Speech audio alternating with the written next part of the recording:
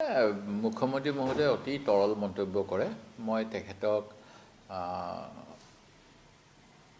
এনেধৰণৰ মন্তব্য কৰাৰ পৰা বিৰত থাকিবলৈ অনুৰোধ জনাওঁ। বাংলাদেশৰ জন্ম হৈছে 1971 চনত, কংগ্ৰেছৰ জন্ম হৈছে 1885 চনত। সেই গতিকে 1885 চনত যাৰ জন্ম যিটো দলৰ, সেই দলটোৰ লগত 1971 চনত এটা আইডেণ্টিটি পোৱা বস্তুৰ কেনেকৈ DNA-টো একে হ'ব পাৰে, এইটো ভুল কথা কৈ আছে। তেখেতে ৰাজনৈতিকভাৱে কিছুমান অশুদ্ধ কথা কৈ পৰিস্থিতি উত্তপ্ত কৰিবলৈ বিচাৰে। তেনেকুৱা কৰিলে কোনো পক্ষৰে লাভ নহয়। তেখেতে এনেকুৱা নকৰিলে মই সুখী হ'ম। সন্মুখত মাজুলীৰ উপনিৰ্বাচনত কংগ্ৰেছ পৰাস্ত হ'বলৈ গৈ আছে। লগতে কৈছে যে মাজুলী নিৰ্বাচনৰ পিছতে কংগ্ৰেছৰ ভালে কেইজন বিধায়ক বিজেপিত পুনৰ যোগদান কৰিব।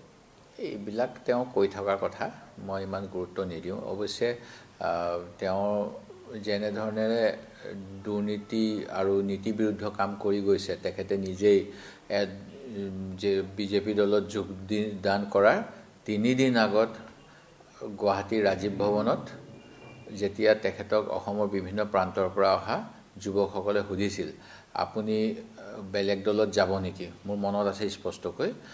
পুটকৰু 2015 চনৰে কথা, সেয়া জুন, জুলাই, আগষ্ট মাহৰ ভিতৰত হ'ব। তেখেতে কৈছিল ৰাজীৱ ভৱনত এবাৰ সোমাই গ'লে ইয়াৰ পৰা ওলোৱাৰ কথা ভাবিব নোৱাৰি। তেনেকুৱা এটা কথা কোৱা মানুহজনে যেতিয়া দল ত্যাগ কৰিছে, কিবা তেওঁ হয় প্ৰলোভন, নহয় তেওঁ কিছু ভয় ভাবুকি চলনাৰ বশৱৰ্তী হৈয়ে গৈছে। তেখেতৰ যিটো আজিৰ স্থিতিৰ ভিত্তিত মই কথাটো ক'ব লগা হৈছে, মই যিটো দেখিছোঁ, তেনেকৈ তেওঁ কাৰোবাক যদি কৰে প্ৰাণৰ মমতাত যদি কোনোবাই গুচি যায়, মই ক'ব নোৱাৰোঁ। কিন্তু নীতিগত কাৰণত যিসকল কংগ্ৰেছী, কোনেও যাব নিবিচাৰে। অৱশ্যে বৰ্তমান সময়ত নীতিতকৈ অনীতি বেছি চলাব বিচাৰে মুখ্যমন্ত্ৰীয়ে। সেই গতিকে তেওঁ এনেকুৱা অনীতিগত কথা কৈছে আৰু ইয়াতকৈ বেছি মন্তব্য দিবলগীয়া নাই। আৰু এটা কথা কৈছে যে বিজেপিক যিয়ে অধিক সমালোচনা কৰে সেইসকলে বিজেপিত যোগদান কৰিব। মইতো সমালোচনা কৰি থাকোঁ বিজেপিক, মই বিজেপিক সমালোচনা কৰোঁ। মই কিন্তু ভবা নাই যে মই বিজেপি দললৈ যাম। মই এটা কথা কওঁ, যদি বিজেপি আৰু কংগ্ৰেছৰ নীতি একেই হয় তেতিয়াহ'লে হ'ব, কিন্তু বিজেপি আৰু কংগ্ৰেছৰ নীতি একে হ'বই নোৱাৰে। 1925 চনৰ পৰা বিজেপি আৰু কংগ্ৰেছৰ দ্বন্দ্ব চলি আছে, সংঘাত চলি আছে। সেই গতিকে আমাৰ নীতি দুয়োটাই বেলেগ। সেই গতিকে মই তেনেকুৱা ভবা নাই। তেওঁ কোৱা কথাটো মই তেনেকৈ প্ৰত্যুত্তৰ বুলি ভাবোঁ।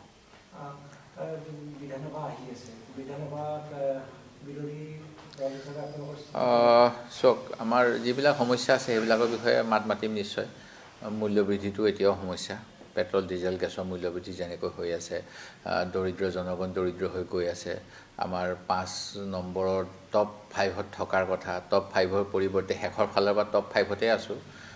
সেই গতিকে বটম 5ত আছোঁ আমি বহুত ক্ষেত্ৰত। সেইবিলাক কথা আলোচনা হোৱা উচিত। আমাৰ সশস্ত্ৰ বাহিনী বিশেষ ক্ষমতা আইন যিখন আছে, সেইখন ত্ৰিপুৰাত প্ৰত্যাহাৰ কৰিছে। অসমত প্ৰত্যাহাৰ কৰাৰ বাবে পৰামৰ্শ আহিছিলে এটা সময়ত, চৰকাৰে দিয়া নাই। সেইবিলাক কথা আলোচনা হোৱা উচিত। ভৱিষ্যতত যাতে মন জিলাত হোৱা নিচিনা ঘটনাৰ পৰা অসমবাসীক ৰক্ষা কৰিব পাৰি, তাৰ কাৰণে। ঠিক তেনেকৈ নতুন শিক্ষানীতিৰ ফলত আমাৰ শিক্ষাৰ মানদণ্ড কোন দিশলৈ যাব, দৰিদ্ৰ জনগণে শিক্ষা পাবলৈ সক্ষম হ'বনে নাই, নে কেন্দ্ৰীয় গৃহমন্ত্ৰী অমিত শ্বাহে ক'বৰ দৰে যে আমি মানে কিবা এটা ভাল চিন্তা কৰিছিলোঁ, বেয়া দিশত গুচি গ'ল, আমি তেনেকুৱা কথা ক'ব লগা হ'ব নেকি? তেওঁলোকে আমাৰ দেশৰ জনগণক বেয়া দিশত লৈ যাব নেকি তেওঁলোকৰ নীতিৰ যোগেদি? এইবিলাক কথা আছে, এইবিলাক আলোচনা হ'ব নিশ্চিতভাৱে। এতিয়া ভূমি কেলেংকাৰী আছে। মুখ্যমন্ত্ৰীৰ পৰিয়ালৰ নামত চৰকাৰী ভূমি আবণ্টন নীতিবিৰুদ্ধভাৱে হৈছে বুলি আমাৰ বিশ্বাস। সেই ক্ষেত্ৰত যিটো আমাৰ ভূমিহীনে পাব লাগে নীতি অনুসৰি, বা বান গৰাখহনীয়া ক্ষতিগ্ৰস্তক আমি অগ্ৰাধিকাৰ দিব লাগে, সেই অগ্ৰাধিকাৰ নিদি ব্যক্তিগত মালিকাধীন কোম্পানীক কিয় ভূমি আবণ্টনৰ অগ্ৰাধিকাৰ দিয়া হ'ল, এইবিলাক কথা বিধানসভাত আলোচনা হোৱা উচিত। চেষ্টা কৰিম, অধ্যক্ষ মহোদয়ে যদি অনুমতি দিয়ে এইবিলাক কথা আলোচনা কৰিবলৈ, নিশ্চিতভাৱে আমি আলোচনা বিচাৰিম।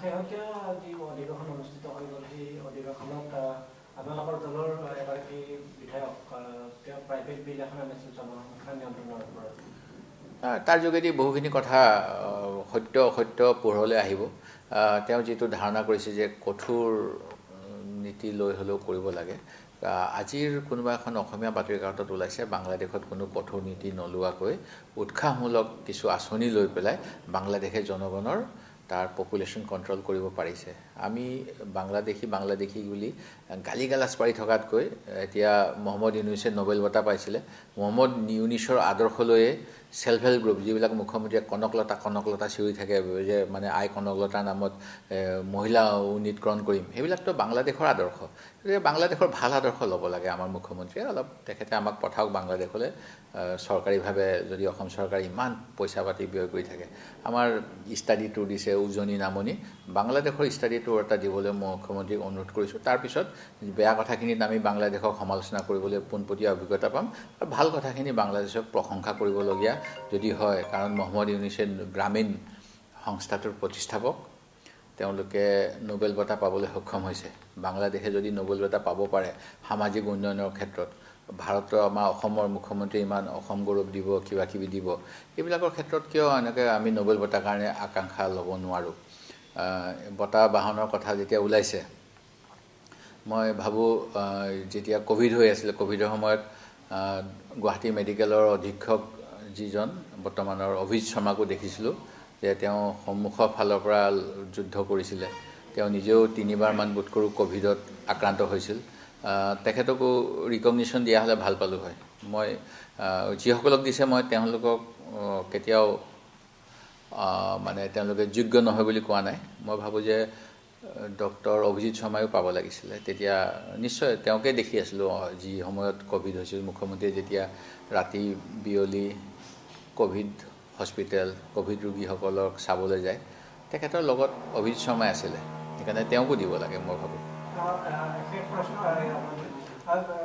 শেহতীয়া বিধানসভা নিৰ্বাচনত আপোনালোকে AUDFৰ লগত মিত্ৰতা আছিলে কিন্তু উপ নিৰ্বাচনত সেই মিত্ৰতা ভংগ হ'ল কিন্তু মহাসভাত যি বিধানসভাৰ অধিৱেশন হ'বলৈ গৈছে ফ্ল'ৰত আপোনালোকৰ ঐক্যটো থাকিব চাওক কথা হ'ল নিৰ্বাচনটো খেলা হয় শাসক পক্ষৰ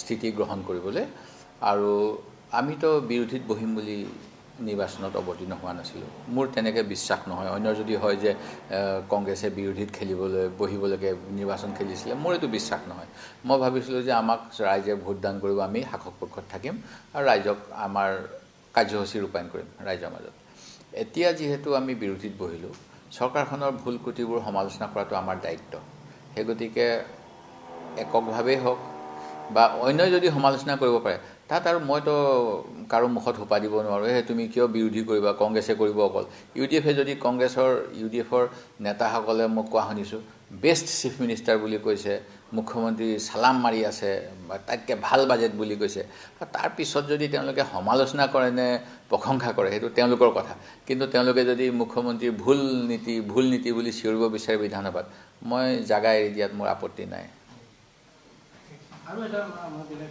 দলৰ কথা কৈছোঁ যে দলৰ শেহতীয়াভাৱে আপোনালোকে নিলম্বন কৰিছে তেখেত বাহিৰত খুব মুকলিভাৱে সমালোচনা কৰি আছে কংগ্ৰেছ নেতৃত্বৰ একাংশ নেতৃত্বৰ বিৰুদ্ধে গোটেই বিষয়টো আপোনালোকে কি ধৰণে চাইছে তেখেতৰ ময়ো দেখিছোঁ মই তেখেত এতিয়াও আমাৰ দলৰ এজন সন্মানীয় সদস্য যিজনে দ্বিতীয়বাৰৰ বাবে কংগ্ৰেছ দলৰ প্ৰাৰ্থিত্ব গ্ৰহণ কৰি তেখেতৰ সমষ্টি আৰু অসমৰ ৰাইজক সেৱা কৰাৰ এটা সুযোগ পাইছে কংগ্ৰেছ দলৰ হৈ আৰু অন্যান্য সন্মানীয় সদস্যসকলৰ বিৰুদ্ধে তেখেতে কিছু সংবাদ মাধ্যম যোগে বিভিন্ন মন্তব্য আগবঢ়াইছে যিখিনি গ্ৰহণযোগ্য নহয় মই সেই আশা কৰিম তেখেতে কিছু সংযত হওক আৰু তেখেত যিহেতু সন্মানীয় সদস্য মই তেখেতক সেই অনুৰোধ আপোনালোকৰ মাধ্যমেৰে জনাইছোঁ আৰু এটা কথা মই আপোনালোকে দিছে যে বিধানসভাত যোৱাবাৰ যেতিয়া পশুধন বিধেয়ক আহিছিল আপোনালোকে তাৰ বিৰোধিতাও কৰিছিল কিন্তু শেহতীয়াভাৱে সেই বিধেয়কখনলৈ কিছু সংশোধনীও আনিছে আকৌ চৰকাৰে আনিব বুলি কৈছিল গোটেই বিষয়টো আমাৰ যিখিনি বিৰোধিতা সেই বিৰোধিতাখিনি আমি ঠিক এটা লাইন লৈ কৰিছিলোঁ বুলি আজি বিশ্বাস হৈছে কাৰণ মাত্ৰ 6 মাহ 5 মাহ আগত যিখন আইন আনিলে সেই আইনখন তেওঁলোকে ৰূপায়ণ কৰিবলৈ যাওঁতেই আমি কোৱা নিচিনাকৈ চাগে বাধাৰ সন্মুখীন হৈছে, যিখন প্ৰেক্টিকেল নহয় বা যিখন মাত্ৰ চমক সৃষ্টিৰ বাবে আছিল।